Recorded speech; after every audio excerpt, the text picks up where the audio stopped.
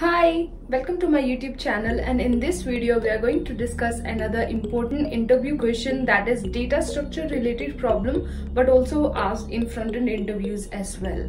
So this problem is related to a diet plan performance. A person is actually following a diet plan and that person wants to know how is he performing according to the plan. So we will be assigning some point, and essentially after the end, and the number of points that person gained will dictate whether the diet plan is working fine or not.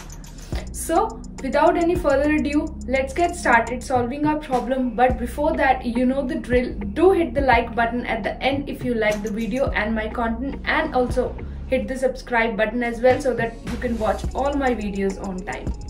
So let's go and start solving the problem. Okay, so as you can see these inputs here, the first one is the calories. So this is the total number of calories that person is taking on each day. So for first day it's taking 6 calories, then 5, then 0, then 0. Second input is k equals 2, and it could be anything, but k refers to the consecutive days for which you have to calculate the total number of calories that person took. So for every 2 days you have to calculate the total number of calories that person took. So k is equals to 2. That means for these 2 days, the total number of calories that person took is 11. For these 2 days, it's 5. And for these 2 days, it's 0. So you have to calculate the total number of calories for every 2 days. Here you can see the k is 1. So for every day, you have to calculate the total number of calories. So on first day, it took 1, then 2, then 3 calories, then 4 calories, and 5 calories. So you have to calculate the total number of calories every single day. If k is 4, let's say, for this input, then you have to calculate the total number of calories that person took during the span of 4 days, which is 6 plus 5 plus 0 plus 0, which is again 11. So once you get the total, you can compare the total with your lower or upper limit to calculate how the person performed according to the diet plan that's been given to him or her. So if the total is less than the lower, then that person performing poorly according to the diet plan. And if the total is greater than your upper, these 2 points are being given to you here, then that person is performing very well. So you will maintain 1 point, and for every poor performance you will deduct 1 point, and for every good performance you will plus 1 point. And at the end you have to return how many points does that person scored, and that point will be deducted as the total performance, whether the person is going to get the result out of the diet plan or not. So this is the entire problem statement that we need to solve here. And we will be using sliding window approach for this. Why? Because we have to calculate for every 2 sub-arrays. So if depending on the value of k, you have to convert them into some arrays and then calculate the total of it. So we will be sliding the window according to the value of k. So let's see how to fix this issue. Okay, so we'll see first of all for this input 6, 5, 0, 0, 2 and 1 and 5, right?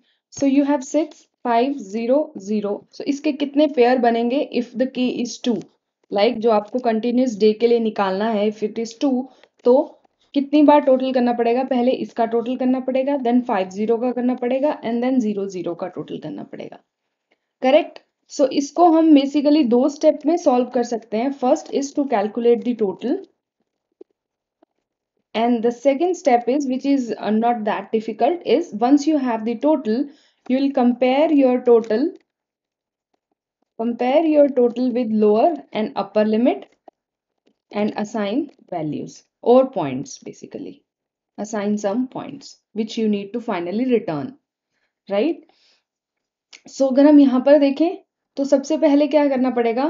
We'll have a total which is 0 and we'll have some points which will be 0. So हम यहाँ से start करेंगे I is equals to 0 से, जहाँ पर value है 6. So we will loop over and we'll start counting the total. So एक बार हम start करते हैं calories dot length I plus plus and here will start with totalling. तो जो भी आपको दिख रहा है उसको टोटल करेंगे।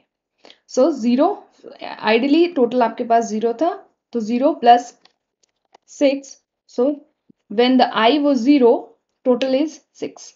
सो अब आपको यहाँ पर डिडक्ट करना है कि क्या आपको कंटिन्यू करना है टोटल करना, या यहाँ पर आपको क्लोज कर देना है। So how will you know that? You able to know that on the basis of K, value of के।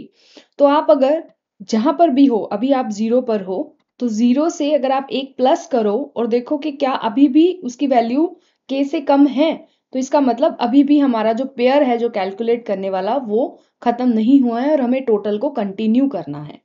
सो अगर मैं यहाँ पर करूं कि इफ आई, मतलब जहां पर भी मैं हूं, अभी currently I am at 0, if I do 1 plus which is 1, if it is still less than K, right, if it is still less than 2, तो अभी मेरे को कंटिन्यू करना है टोटल।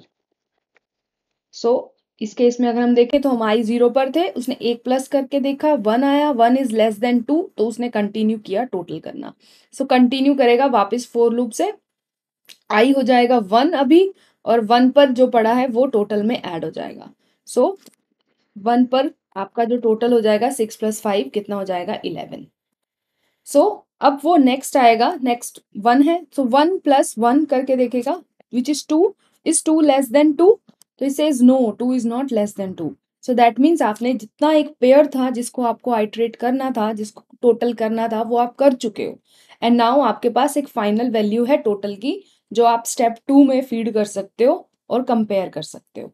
सो हम आएंगे स्टेप 2 पर। स्टेप 2 क्या होगा? टोटल अगर लेस देन लोअर है तो एक पॉइंट माइनस कर देना, एंड अगर टोटल अपर से ग्रेटर है तो एक पॉइंट प्लस हो जाएगा। एंड फाइनली हमको रिटर्न करना था points, right. This is clear, but इसमें एक बहुत ही इंपॉर्टेंट चीज मिसिंग है, विच इज कि अब आपने ये खत्म कर दिया, राइट, अब आपने कैलकुलेट कर लिया total, so it will go back here और आई की वैल्यू हो जाएगी अभी 2। आई की वैल्यू 2 होगी, सो इट इज 0। सो अब जब वो टोटल करेगा तो वो इन तीनों का टोटल कर देगा, 6 5 0, इन तीनों का टोटल हो जाएगा, क्योंकि टोटल में हमारे पास 11 पड़ा है, राइट। लेकिन हमको कितना टोटल निकालना है? सिर्फ 2 ही पेयर्स का, 2 ही दिन का टोटल निकालना है अकॉर्डिंग टू के। सो 2 दिन से पहले जितने भी टोटल हमारे पास हैं वो सारे हमको माइनस करने होंगे। सो यहाँ पर हम देखेंगे कि अगर हमें एक प्लस करके देखूं राइट हियर, और अगर वो ग्रेटर देन के आ जाए, so you are here at 2, right. So यहाँ पर हम हैं i इज इक्वल्स टू 2, अब 2 प्लस 1 करेंगे, 2 plus 1 is greater than 2, right, because 3 is greater than 2। तो अब आपको सिर्फ उसको पता लगा कि अब हम नेक्स्ट पेयर पर बेसिकली शिफ्ट कर गए हैं, तो इससे पहले जितने भी थे उसको हमें माइनस करना होगा टोटल से, ताकि हमें करेक्ट टोटल वैल्यू मिल सके। सो यहाँ पर हम क्या करेंगे, क्योंकि आप यहाँ पर 2 पर हो, सो आई 2 और k is also 2, so if you do I minus k which is 2 minus 2 which is 0, और 0th इंडेक्स पर अगर आप देखो तो 6 पड़ा है, जिसको हमें रिमूव करना है अभी हमारे टोटल से, बिकॉज उसका पर्पज सर्व हो चुका है, now it is no more required. अब हमें 5 और 0 का टोटल चाहिए। तो जैसे ही उसको ये ग्रेटर देन k मिलेगा तो वो टोटल में जाएगा और टोटल से माइनस कर देगा calories I minus K. So I minus K means आप यहाँ पर हो 2 पर, so 2 minus 2 is 0, so calories at 0th index which is 6, और टोटल में हमारे पास कितना पड़ा है 11, सो 11 माइनस 6, अब आपके पास टोटल में कितना हो जाएगा 5। सो यहाँ पर जब आप आओगे तो 5 0 का देखोगे तो टोटल आपके पास कितना आएगा 5, और 5 को लेकर आप आगे जाओगे और कंपेयर करोगे। सो पहले आप 11 को लेकर स्टेप 2 पर गए थे, अब आप 5 को लेकर स्टेप 2 पर जा रहे हो। एंड फाइनली अब आप वापस जाओगे, अब आई 3 हो जाएगा और टोटल आपका 5 है यहाँ पर। So now 3 plus 1 is greater than 2 definitely, तो वो कंटिन्यू तो नहीं करेगा, लेकिन यहाँ पर वो जरूर जाएगा और देखेगा कि टोटल माइनस कैलोरीज, अभी आई कितना है 3, 3 माइनस 2 1, सो कैलोरीज एट 1 जो पड़ा होगा विच इज 5, उसको वो टोटल से माइनस कर देगा. सो जब वो टोटल से माइनस करेगा इसको, सो टोटल में आपका 5 था, 5 माइनस 5 कितना हो गया 0. और आप देखोगे कि 0 और 0 का जो सम होता है वो भी कितना होता है 0 ही होता है. सो अब आपका I3 टोटल आपका 0 हो गया.